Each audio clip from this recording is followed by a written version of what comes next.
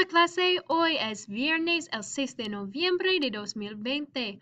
Hoy tenemos para empezar, please keep working on your Ser versus Estar in your Spanish Dictionary Challenge. That'll be helpful for you, especially for the stuff we're doing today. Culture Day, we're learning about Frida Kahlo, so go ahead and give that quick little video a watch. If you've ever watched the movie Coco, Frida Kahlo is a somewhat big character in that. Makes a little cameo. And you'll just hear about her all throughout life probably. So watch that video, become more knowledgeable. She is a famous Mexican artist. Watch today's lesson. You're already doing that. Gracias, chicas. And then I have a Kahoot lined up for you guys. And finally, your tarea is going to be a Canvas Ser versus Estar activity. So that's what we're talking about today. Ser versus Estar. Both things mean to be. However, we conjugate them differently and we use them in different contexts. It's a hard word to say. So what I want you guys to do to start off is I want you to pause the video and just try to write down 3 sentences with Estar and 3 sentences with Ser. So go ahead, pause the video, and do that now.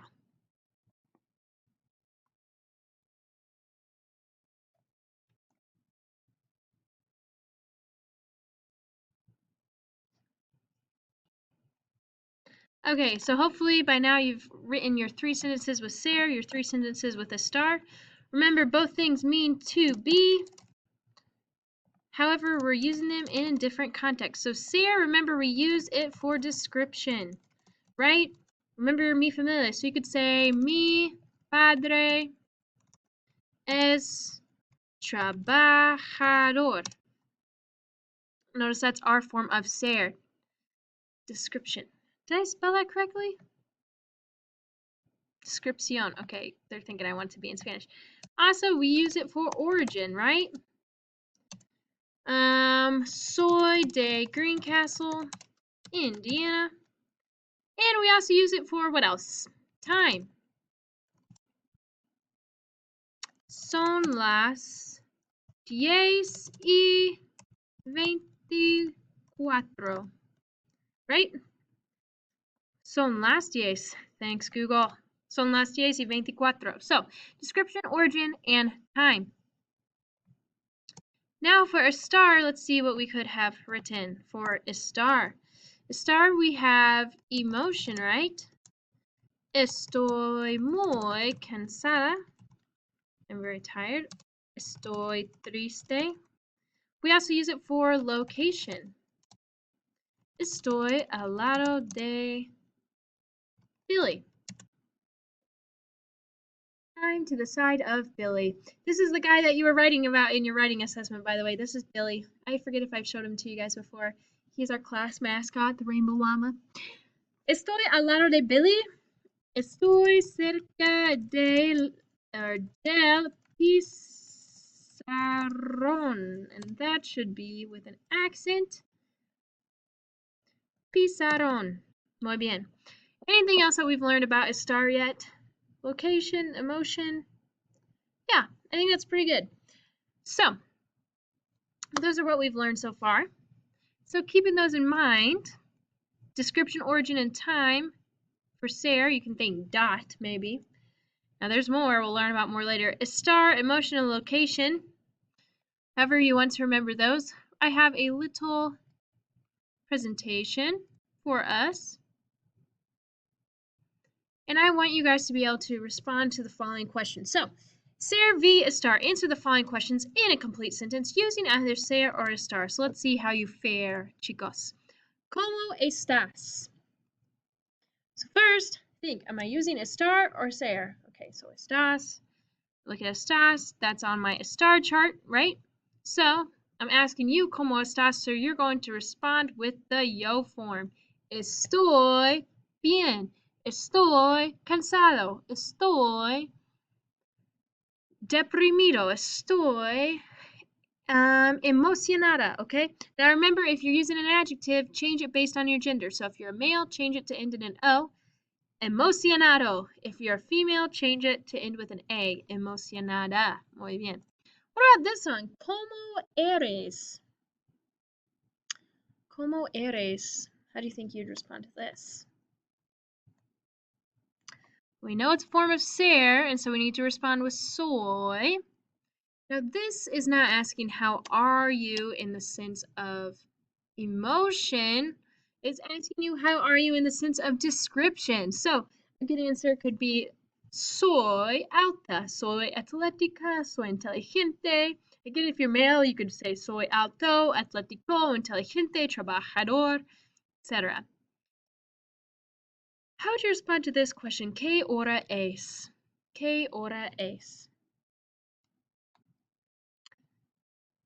Hopefully you remember this, but it should be son, right? If it's a multiple hour. Unless you're watching this at one something, then you could say es la una. But if it is a plural hour, you would say son las 2:30 or son las 11 menos cuarto. Remember, this is something that you guys missed on your writing assessments. If it's above the 30-minute mark, you're going to subtract it from the hour to come. So even if it's like 12:31, you're going to subtract it from 1 o'clock. So es la una menos 29. Respond to this question. ¿Cómo es tu padre? Now think, am I using ser or estar? I'm using ser. And so, is it talking about emotion or description? It's talking about description. So, ¿cómo es tu padre? How would you respond to that? Think about it for a second.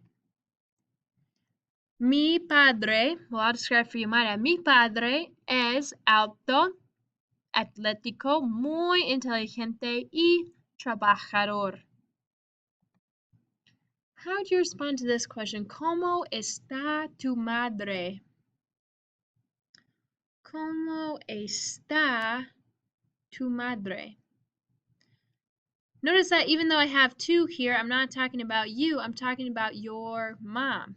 It's not a your mom joke. I'm asking you, how is she, right? ¿Cómo está, the ella form, tu madre? Mi madre está bien. Mi madre está cansada. Mi madre está contenta. Okay, you're saying how she is right now. You're not describing her here. You're just using the emotion here. Emotion. Well, how would you respond to this one? ¿De dónde es tu amigo? ¿De dónde es tu amigo? Just choose any amigo that you have. A good response would be mi amigo es de Lafayette. Mi amigo es de Greencastle. Mi amiga es de Wisconsin. What about this one? ¿De dónde? Oh, sorry, not de dónde. Just ¿dónde estás ahora? So I'm asking you, right? ¿Dónde estás ahora? So think, am I asking description, origin, time for ser, or am I asking location or emotion for estar? Here I'm asking location, right? ¿Dónde? That means where. So where are you right now? I would say estoy en la clase. You guys could say estoy en la casa. I'm in the house. Estoy en mi cuarto. I'm in my room. Last question. ¿A dónde vas después de la escuela? Well, you guys, I didn't think about this. You guys aren't necessarily in school. So let me change the sentence for you. ¿A dónde vas después de la escuela? Normally when you're in school. So after school, right? Después de is after la escuela. ¿A dónde vas? To where you go. Answer with a conjugation of ir. Ir. So here's vas, you. So you're going to respond with the yo, right? Yo voy al gimnasio. Maybe you practice basketball after school. Voy al gimnasio. Maybe you go straight home. Voy a mi casa. Maybe you go, where else could you guys go? Maybe you guys go to walk. So you could say, voy a andar or pasear. Voy a pasear. You could say, voy a pasar un rato con mis amigos. Okay. Muy bien.